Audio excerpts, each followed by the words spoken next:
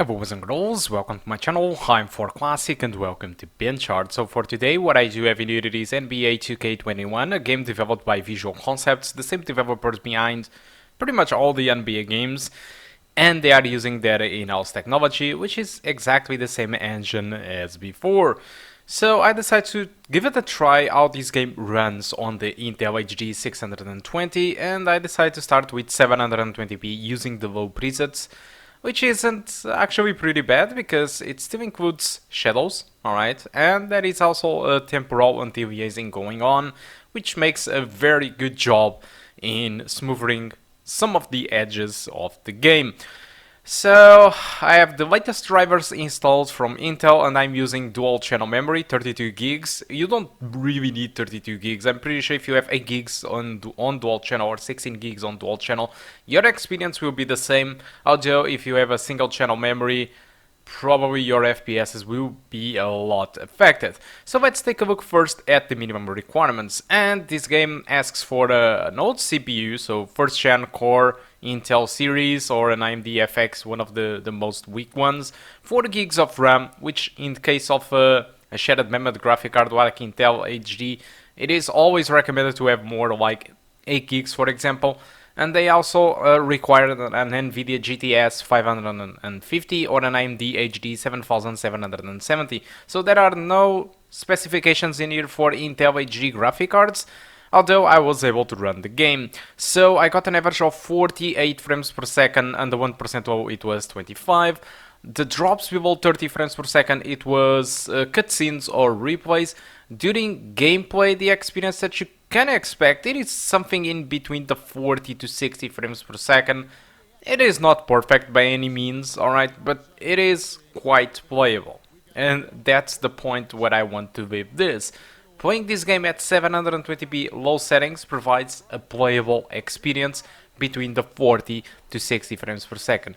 Cutscenes and replays you can expect sometimes to drop under 30 frames per second, but with all my due honesty, I don't really care about that much, because cutscenes and replays are not playable moments, so having a low frame rate, it isn't really a big deal. It looks bad that way? Yes, it looks weird when you are playing at 40 frames per second or something, and suddenly you receive a massive drop to 25 frames per second because of a replay. Yes, it is weird, but still, it isn't really groundbreaking. That's what you should know. But I think more important than the performance, it is way more important to talk about the game. And that's about it. We will talk from now on about the game. Let's go. So, what does NBA 2K21 has to offer comparing to the last year? Absolutely nothing. Alright, so they just updated what they needed to update, but overall there is no significant difference from this game to last year's game. And actually the bad practices continue. So if you go to Metacritic and you search for the Metascore of the game, the Metascore it is around 68, so it's a reasonable score.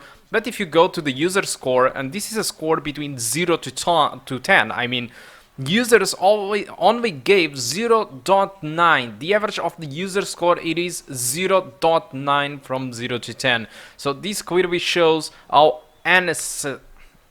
pissed, I mean, it is not even satisfactory or not.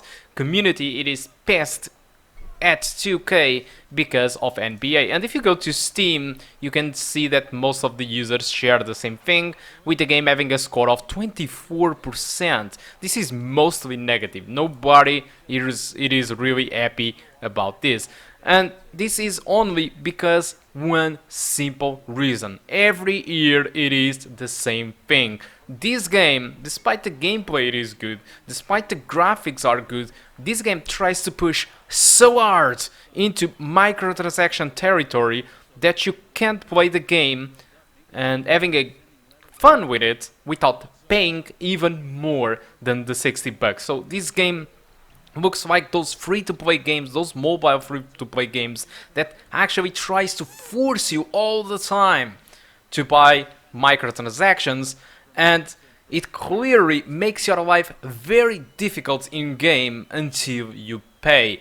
So unfortunately, NBA continues this because this have been one of the complaints of all users that plays this game, these have been majorly the only complaint that users have been having with this game. Well, aside from they don't really change anything year after year, but this one, it is completely the worst. All right, year after year, it is the same thing. You start to play and you start to slowly notice that the game, it is incredibly hard, and it's trying to make everything for you to pay the damn money for them in microtransactions for you to benefit from the game. And this is honestly really bad, and community already gave this type of scores in the last year NBA and in the other year NBA, and still these bad practices continue. And if I had to guess why, it is probably because all the people continues to buy the damn game, and so 2K doesn't really care about it because people still buy it, so they can still do these practices. And it doesn't really matter what score the game have because people will still buy anyway. So guys, I think that's all that I want to talk about NBA 2K21. Hope you keep enjoying the rest of the video, and I do hope to see you soon. Goodbye. The most dominant paint scorer since Shaq himself.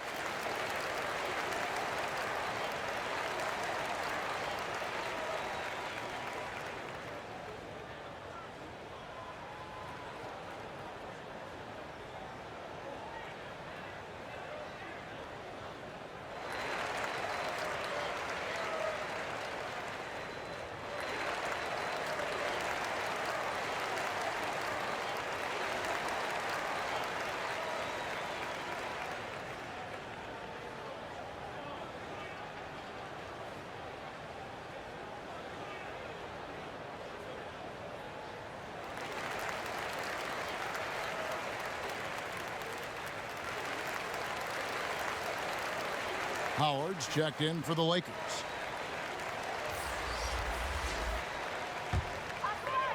And the Lakers have possession. 7-point differential. LeBron passes to Howard. Shot to stop the run. Shooting foul as the whistle blows. He'll shoot 2 free throws. It goes on Chris Middleton.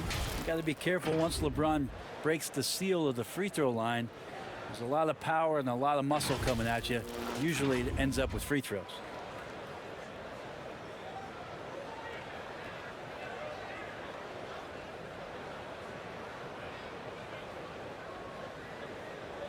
Take a break. Take a break. 2 shots.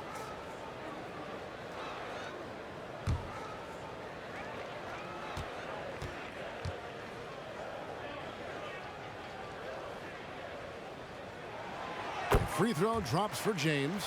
And watching Antetokounmpo get to the rim can, GA, take your breath away. Man, he can go around you, through you, or literally jump right over you. Call him the freak, Superman, what have you. None of it feels like an exaggeration. Caldwell Pope, he's checked in for Los Angeles. Rondo comes in for Bradley. Second free throw, no good. Interesting to watch LeBron James at the line through the years. Has tried many different free throw strokes. Not a bad free throw shooter by any means, but always tinkering. Lakers trail by 8. Rondo looking around. Caldwell Pope on the wing. Down low. Outside for Rondo. Just 5 to shoot. That's in there. Davis with the assist. Anthony Davis showing those young AD skills as a point guard. Giannis is double. High post Lopez. First quarter of play and just over 3.5 minutes in. Antetokounmpo with the bucket. Well, he doesn't look satisfied with the lead right now. He wants more, and he looks like he's going to get it. And so James will bring it up for the Los Angeles Lakers. They trail by 7.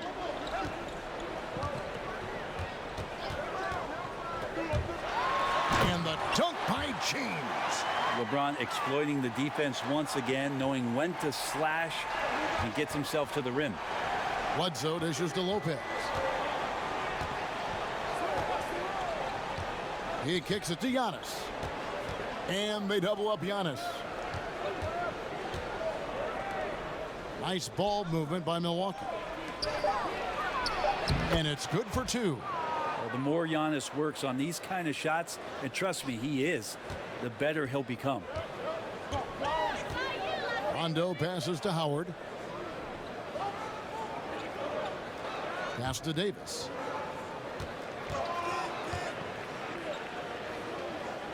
Outside Rondo. Lobbed up there for Howard. That shot misses. And Milwaukee will come the other way. Lets it go. And good. And it takes a nice bounce off the right iron and down. And they've had assists now in their last 3 baskets. Davis, the pass to Caldwell Pope. And Howard has it in the corner. LeBron dishes to Rondo. Back to LeBron. And it's good, coming on the assist by Rajon Rondo. James has got 5. Now, you can't leave someone open around Rondo. He'll find him. Bledsoe passes to Lopez. Kicks to Antetokounmpo. Giannis is double. Back to Lopez. Fires the 3. Dwight Howard pulls it in. Lakers trail by 7. Outside Rondo.